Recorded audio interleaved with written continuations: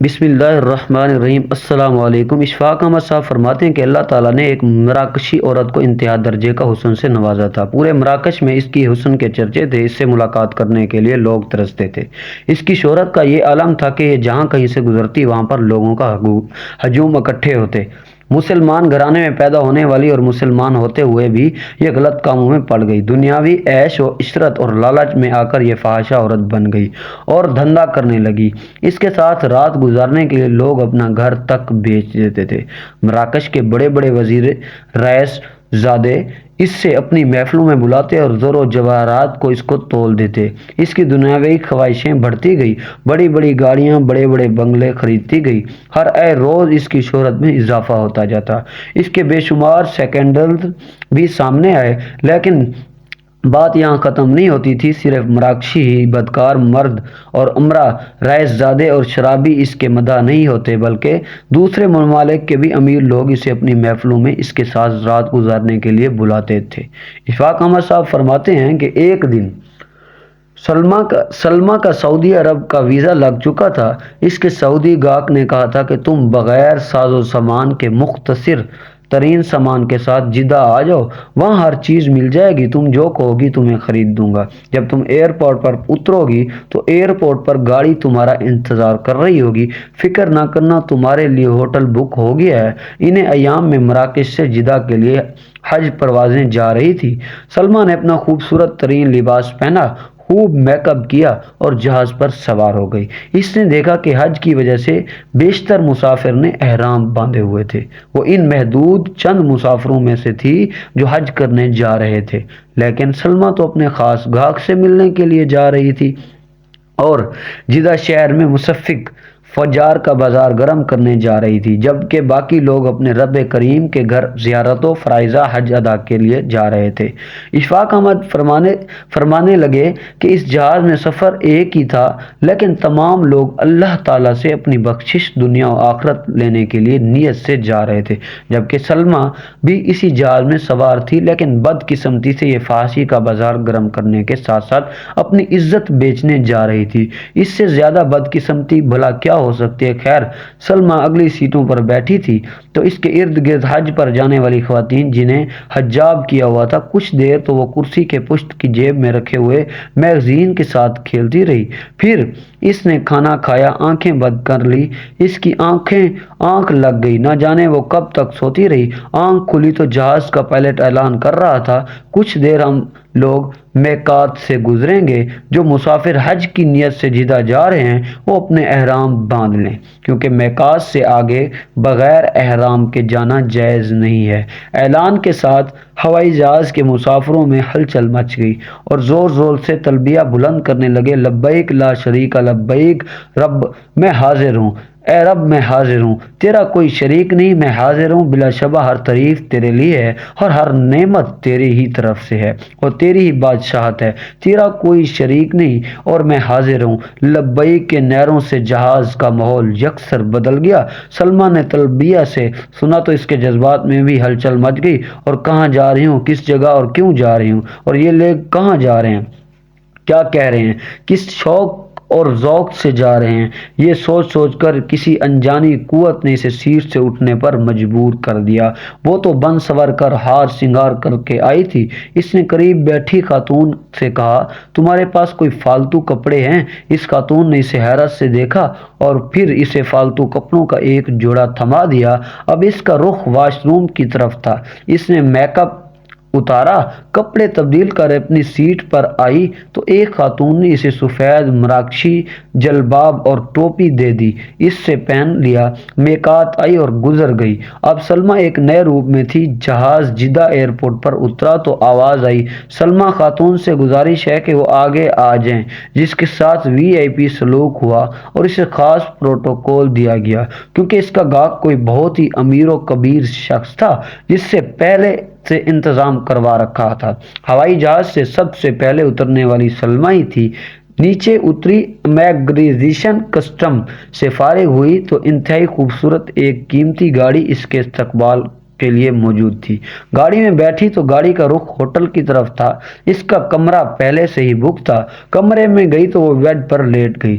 لمبے سفر کی وجہ سے اسے آرام کی ضرورت تھی۔ وہ فوری سو گئی۔ اس نے خواب میں دیکھا کہ ایک شخص اپنے دائیں ہاتھ سے فانوس کے لیے کھڑا ہے۔ فانوس سے نور بکھر رہا ہے۔ نور سے دور دور تک روشنی پھیلی ہوئی ہے۔ اس شخص کی بائیں ہاتھ میں ایک آگ کا شعلہ ہے جس سے اس کے جسم کے ایک ایک حصے کو جلایا جا رہا ہے۔ سلمیٰ ہڑبڑا کر اٹھ بیٹھی۔ اس سے بڑا ڈر لگ رہا تھا۔ خواب بڑا واضح تھا۔ اس کے سامنے دونوں راستے تھے، خیر کا اور شر کا۔ ایک ہدایت اور دوسرا ظلمت کا راستہ تھا۔ اس کی آنکھیں بند کر کے اپنی سابقہ زندگی پر غور کیا اور اپنے گھن آئی اور سوچا، غور کیا اور ایک عجیب فیصلہ کیا۔ اس نے سارا مختصر ترین سامان اپنے ہمراہ لیا اور کمرے سے نیچے اتری۔ ہوٹل سے باہر آئی تو اسے ایک ٹیکسی نظر آئی۔ اس نے ڈرائیور سے کہا، مجھے مکہ مکرمہ جانا ہے، مگر اس سے پہلے میقات چلو۔ یہ دونوں کی بات جب حج کے ایام میں مکہ مکرمہ جانے والوں پر زیادہ پابندیاں نہ تھیں۔ ٹیکسی ڈرائیور نے اسے میقات پر لے گیا۔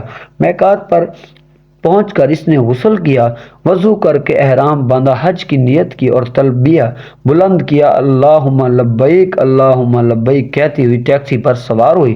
مکہ مکرمہ میں داخل ہوئی تو اس کی زبان پر لبیک کی صدائیں جاری تھی۔ آنکھوں سے آنسوں کی ندیاں بہہ رہی تھی۔ ایسے محسوس ہو رہا تھا کہ جیسے اسے جنت میں لایا جا رہا ہو۔ اس کی قدر و روحانی سکون محسوس کر رہی تھی۔ دنیاوی عیش و عشرت اور زندگی کو بھلا بیٹھی تھی۔ کعبہ شریف میں داخل ہوئی، طواف کیا، 7 چکر لگائے، سچے دل سے توبہ کی، یا اللہ مجھے معاف کر دے، مجھے گناہوں کے کیچڑ سے نکال دے۔ یا اللہ تیرا مجھ پر خاص کرم ہوا کہ میں اس گندگی سے نکل کر عرش بری سفر کر رہی ہوں۔ آنسو اس کے آنکھوں سے جاری تھے۔ مقام ابراہیم پر آئی، 2 رکعت نفل پڑھنے کے بعد زمزم پیا۔ ایسا لگا کہ اس کی تمام روحانی اور جسمانی بیماریاں زائل ہو گئی ہیں۔ اب اس کا رخ صفا کی طرف تھا۔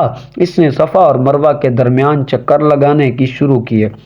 جب چھٹے چکر میں تھی تو اسے اپنی بصارت پر اعتبار نہ آیا۔ اچانک سے بریگیڈیئر عبدالعزیز سعی کرتا نظر آیا۔ یہ وہی بریگیڈیئر عبدالعزیز تھا جس نے اس نے مراکش سے دوسرے شہر ٹرانسفر کروا دیا تھا، کیونکہ ایک دفعہ یا کسی وزیر سے ملنے گئی تو راستے میں بریگیڈیئر عبدالعزیز نے اسے روک لیا۔ آپ اس وقت وزیر کے کمرے میں نہیں جا سکتی کیونکہ یہ غیر قانونی سلمیٰ ہے۔ اسے سب کچھ بتایا کہ مجھے وزیر نے بلایا ہے، لیکن اس سلمیٰ نے اندر نہ جانے دیا۔ کافی دیر بعد وزیر اپنا منہ لپیٹے خود باہر آیا اور اسے لے کر اپنے ساتھ چلا گیا۔ اس وجہ سے سلمیٰ اس بریگیڈیئر کا یہاں سے تبادلہ کروا دیا۔ میں جب بھی آیا کروں گی یہ مجھے تنگ کیا کرے گا۔ سلمیٰ اپنے آپ کو روک نہ سکی، اس کے سامنے کھڑی ہو گئی، کہنے لگی، اے عبدالعزیز تم یہاں پر بھی آ گئے۔ عبدالعزیز نگاہیں اٹھائی، اس کے سامنے سلمیٰ کھڑی تھی۔ کہنے لگی، ارے تم یہاں کہاں آ گئی؟ وہ کہنے لگی، میں بھی تمہاری طرح رحمان کی ضیافت میں ہوں۔ تمہیں کیا معلوم کہ میرے رب نے میری توبہ قبول کر لی ہے، اس نے مجھے ہدایت عطا کر دی ہے، وہ اپنے بندوں پر رحم کرنے والا ہے۔ ساتھ میں یہ بچوں کی طرح بلک بلک کر رو رہی تھی اور عبدالعزیز نے اسے حوصلہ دیا اور کہا، میں بھی رحمان کی ضیافت میں آیا ہوں۔ اور دونوں نے صحیح مکمل سلمی اور کہا، اگر تمہارے لیے ممکن ہو تو مجھے اپنے ساتھ رکھ لو، میں اکیلے ہوں، حج کیسے کر سکوں گی؟ عبدالعزیز نے قافلے کے ذمہ داران سے درخواست کی اور سفارش کی، جیسے قبول کر لیا گیا۔ سلمیٰ نے حج کی باقی ارکان اپنی قوم کے افراد کے ساتھ ادا کیے۔ سلمیٰ نے حج کے ارکان پورے کیا۔ اب قافلے کا رخ مدینہ منورہ کی طرف تھا۔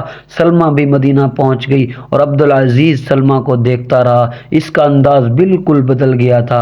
حج نے اس کا بہت بڑا اثر کر ڈالا تھا۔ وہ اب رحمان کی بندی بن گئی تھی۔ عبدالعزیز کی سلمیٰ کے بارے میں رائے تبدیل ہو چکی تھی۔ وہ اس کی توبہ سے بڑا خوش تھا۔ سلمیٰ نے اسے جدہ ایئرپورٹ سے اترنے کے بعد سارے واقعات سنائے۔ سلمیٰ نے عبدالعزیز سے کہا کہ میرے پاس مراکش میں خاص دولت ہے جو میں نے غلط کاموں سے کمائی ہے، میں چاہتی ہوں اسے اچھے کاموں میں لگا دوں۔ اور ساتھ ہی اس نے رونا شروع کر دیا کہ شاید اللہ تعالیٰ میری بخشش کر دے، کیا تم میری مدد کرو گے؟ عبدالعزیز نے کہا، ہاں ایک شرط ہے۔ کیا؟ وہ کیا؟ سلمیٰ بولی۔ عبدالعزیز نے کہا، کیا تم ہمیشہ کے لیے میرے دامن سے وابستہ ہو جاؤ؟ سلمیٰ نے لمحہ بھر سوچا، تسلیم خم کر دیا اور کہا، کہا میں آپ کو اپنے خاوند کے طور پر قبول کرتی ہوں۔ اس کے بعد یہ لوگ مراکش واپس آئے، یہاں پر باقاعدہ نکاح کیا۔ بریگیڈیئر عبدالعزیز اسے اپنی عزت بنا لیا اور اس کی کمائی ہوئی تمام حرام دولت غریبوں اور مسکینوں میں خرچ کیا۔ اشفاق احمد صاحب فرماتے ہیں کہ اللہ تعالیٰ جب کسی کو ہدایت دینے پر آ جائے تو وہ چاہے کسی بھی حال میں کیوں نہ ہو، اللہ اسے غلاظت سے اٹھا کر پھولوں کی سیج پر بٹھا دیتا ہے اور گمراہی سے نکال کر صراط مستقیم پر چلا دیتا ہے۔ اشفاق احمد صاحب فرماتے ہیں کہ انسان صرف ایک ہی قدم اس کی طرف بڑھا کر تو دیکھے، اور وہ جو پوری دنیا کا مالک ہے، جو 18,000 مخلوقات پیدا کرنے والا ہے، جس نے زمین و آسمان بنائے، وہ اس شخص کے قدم بڑھتے ہوئے ایک قدم خود 40 قدم بڑھا کر اس کا استقبال کرتا ہے، اور وہ خدا جس نے کائنات کا ذرہ ذرہ بنایا، وہ انسان کے منہ سے توبہ کا لفظ سننے کے لیے اس شخص کا استقبال کرتا ہے۔ اللہ اکبر! اپنی اصلاح کیجئے، صرف لفظوں سے نہیں بلکہ اپنے عملوں سے آپ کا مسلمان ہونا چھلکنا چاہیے۔ یہ عارضی دنیا ہے، ہمیشہ کا ٹھکانہ نہیں۔ اس دنیا کی عیش و عشرت میں نہ پڑ جاؤ، یہ دھوکہ ہے۔ آخرت کی تیاری کرو، اس میں تم آخرت کا امتحان کے لیے آئے ہو، یہاں اس امتحان کی اچھی تیاری کرو گے تو آخرت میں کامیاب ہو جاؤ گے۔ اشفاق کا وصف فرماتے ہیں کہ یہ دنیا کی ناکامی کوئی ناکامی سے نہیں، ڈرو اس وقت سے، ڈرو اس ناکامی سے جب دہاڑے خدا نہ خواستہ فرشتے یہ کہہ دیں کہ فلانے کا بیٹا ناکام ہو گیا۔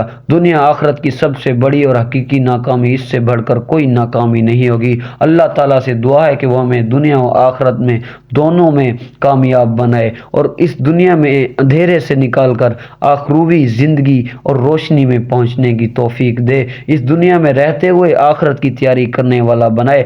آپ سے گزارش ہے کہ ہمارے چینل کو لائک، شیئر اور سبسکرائب ضرور کریں۔ جزاک اللہ۔